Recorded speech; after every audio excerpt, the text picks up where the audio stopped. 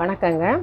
நான் இப்போ மருதாணி செடி எல்லார் வீட்லேயும் இருக்கும். அதோட மகத்துவத்தையும், அதோட பூவு, அதோட விதையோட மகத்துவத்தையும், ஐஸ்வர்யத்தையும் பற்றி தான் உங்களுக்கு நான் இப்போ சொல்ல போகிறேன். மருதாணி செடி எல்லார் வீட்லேயும் வளர்க்கக்கூடியது தான். அதை தெரிஞ்சு அதோட பெருமை உணர்ந்து யார் வளர்க்குறாங்கன்னு தெரியலை. அதனால் உங்களுக்கு இந்த பதிவை நான் சொல்கிறேன். வாங்க வீடியோக்குள்ளே போகலாம். நான் கையில் உங்களுக்கு மருதாணி பூ வச்சுருக்கேன் பாருங்கள். இன்றைக்கி மருதாணி கையில் நான் வச்சுருக்கேன். இது மருதாணி செடி வீட்டில் நம்ம வளர்க்குறதே ரொம்ப நல்ல ஐஸ்வர்யத்தை நமக்கு கொடுக்கும். நம்ம மருதாணி கையில் வச்சுருந்தோம்னாவே நமக்கு ஐஸ்வர்யங்க. மருதாணி வச்சுட்டு விளக்கேற்றினா தெய்வ கடாட்சியம், தெய்வ அனுக்கிரகம், தெய்வ ஆற்றல் நமக்கு கிடைக்கும். அப்படிங்கிறதுனால தான் மருதாணி வச்சுக்கிறோம். அது ஒரு விஷயம். ரெண்டாவது, நமக்கு உடம்போட சூட்டை குறைச்சி குளிர்ச்சியை கொடுக்கும். நம்ம உடம்பு சூடானதான் நமக்கு டென்ஷன் ஆகும், ப்ரெஷர் அதிகமாகும், கோபம் வரும். இந்த குளிர்ச்சியை நமக்கு கொடுக்கல மனசு ஒரு சாந்தமாக அமைதியாக நமக்கு இருக்கிறத நம்மளால் உணர முடியுங்க. அதனால தான் பெண்கள்லாம் எப்போவுமே விரும்பி மருதாணி வச்சுப்பாங்க. மருதாணி வச்சுட்டு அடுத்த நாள் பார்த்தா ரொம்ப சந்தோஷமாக இருக்கும், மனசுக்கு ஒரு திருப்தியாக இருக்க மாதிரி இருக்கும். அதனால் மருதாணியே லேடிஸ் வச்சுக்கிறது ரொம்ப நல்ல விஷயங்க. எல்லாருமே மருதாணி வச்சுக்கணும். ஜென்ஸும் வச்சுக்கலாம், ஆண்கள் பெண்கள் எல்லாருமே வச்சுக்கலாங்க. அப்புறம் அதோடய பூவு, அந்த பூவுக்கு மகத்துவத்தை சொல்லிகிட்டே இருக்கலாம். ஏன்னா அது அப்படி ஒரு நறுமணம். அந்த மனம் சுற்றி இருக்கிறவங்கெல்லாம் அப்படி வசீகரிக்கும். ரொம்ப நேரம் கூட அதோட ஸ்மெல்லை நம்மளால் இது பண்ண முடியாது. அவ்வளோ ஒரு வாசமாக இருக்குங்க அந்த வாசம். இந்த வாசமே லட்சுமி கடாட்சியத்தை நமக்கு ஈற்று கொடுக்கும். பொதுவாகவே ஒரு நல்ல நறுமணங்கள் இருக்க இடத்துல தீய சக்திகள் இருக்காதுன்னு சொல்லுவாங்க. இந்த தீய சக்தியெல்லாம் போயிடும் அப்படின்னு சொல்கிறது ஐதீகம். அதே மாதிரி இந்த நறுமணம் எல்லா தெய்வங்களுக்கும் நம்ம தீபம் தூபம் எதுக்கு காட்டுறோன்னா, அவங்களுக்கு சந்தோஷப்படுத்துறதுக்கு, அவங்களுக்கு பிடிச்சமான நறுமணத்தை நம்ம கொடுக்கணுங்கிறதுக்காக தான் நம்ம அந்த தூபம்லாம் காட்டுறோம்.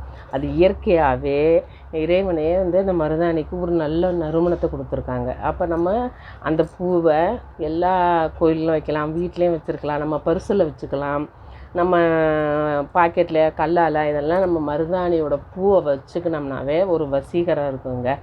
ஒரு தெய்வ கடாட்சியத்தை, பண வசியத்தை நமக்கு ஈர்த்து கொடுக்கும். ரெண்டாவது, இது ஒரு மாதிரி வெள்ளையும் மஞ்சளும் கலந்த மாதிரி இருக்கும் இந்த பூவு. இந்த பூவோட நல்லா நீங்கள் பார்த்தீங்கன்னா தெரியும். இது சுக்கிரனும் குருவும் சேர்ந்து இருக்கிறது. சுக்கிரனும் குருவும் சேர்ந்துருந்தாவே சகல செல்வாக்கையும் சகல ஐஸ்வர்யத்தையும் பணவரையும் ஈர்த்து கொடுக்குங்க.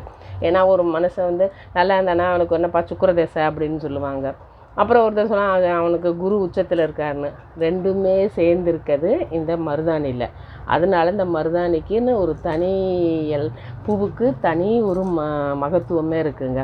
வீட்டில் நம்ம மருதாணி செடி வச்சுருந்தா அதுக்கு மஞ்சள் தண்ணி ஊற்றி வெள்ளிக்கிழமையில் அதுக்கு தீப தூபம் காட்டி நம்ம கும்பிட்டு வந்தோம்னா நல்ல ஐஸ்வர்யம் கிடைக்குங்க. நமக்கு லட்சுமி கடாட்சியம் கிடைக்கும். இந்த பெருமாளுக்கு அவர் ரொம்ப வாசனை திரவியங்கள் அவருக்கு ரொம்ப பிடிக்கும். அவங்க மனசில் மகாலட்சுமி இருக்காங்க. அவங்க 2 பேருக்குமே இந்த மருதாணியோட பூவோட வாசமும் ரொம்ப நல்லா பிடிக்குங்க.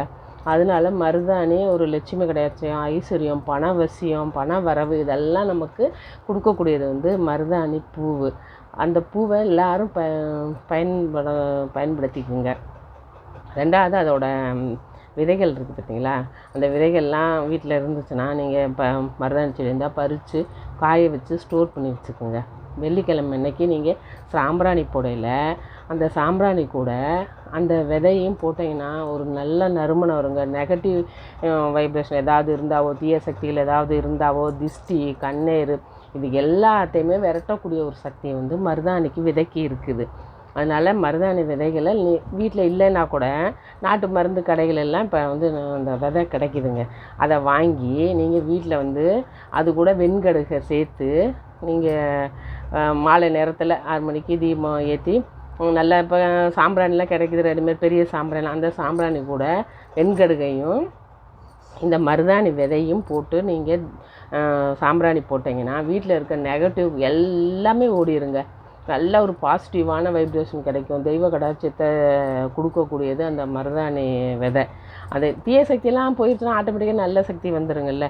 தீய சக்திக்கு இந்த ஸ்மெல்லு பிடிக்கவே பிடிக்காது. அதை அதனாலேயே அந்த இடம் இந்த மருதாணி பூ, மருதாணி செடி, மருதாணி விதை இருக்க இடத்துல தீய சக்தி அண்டாதுன்னு சொல்லுவாங்க. அதனால் எல்லாருமே இந்த மருதாணி பூவை நீங்கள் தலையில் வச்சுக்கோங்க. இறைவனுக்கு நல்லா கொண்டு போய் வைக்கலான்னு எல்லா கோயில்களுக்கும் நம்ம மாலையாக கட்டி கொடுக்கலாம். அப்படி கொத்தாக கொண்டு போய் வைக்கலாங்க. வச்சானாலும் தெய்வத்துங்களுக்கு ரொம்ப பிடிக்கும். தெய்வம் சந்தோஷப்பட்டு உங்களுக்கு வேணுங்கிற வரத்தை கொடுப்பாங்க. மருதாணி கையிலையும் நல்லா வச்சுக்கோங்க. வச்சுட்டு விளக்கேற்றுங்க. உங்களுக்கு மன அமைதியை, நிம்மதியையும், ஐஸ்வர்யத்தையும், லட்சுமி கடாட்சியத்தையும் அந்த மருதாணி நம்ம கையில் வச்சுக்கிறதுனால அது நமக்கு கிடைக்கும். மன அமைதி கிடைக்கும், நிம்மதி கிடைக்கும். இதுக்காக நம்ம கோயில் போகிறோம், இதுக்காக இவ்வளோ கஷ்டப்படுறோம், அலையிறோம். அதனால் இதெல்லாம் நீங்கள் செஞ்சு பயன்படுங்க. இந்த மாதிரி பதிவு வேணால் எனக்கு லைக் பண்ணுங்கள், சப்ஸ்கிரைப் பண்ணுங்கள்.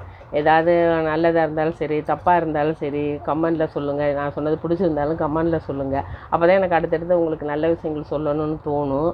நன்றி, வணக்கம்.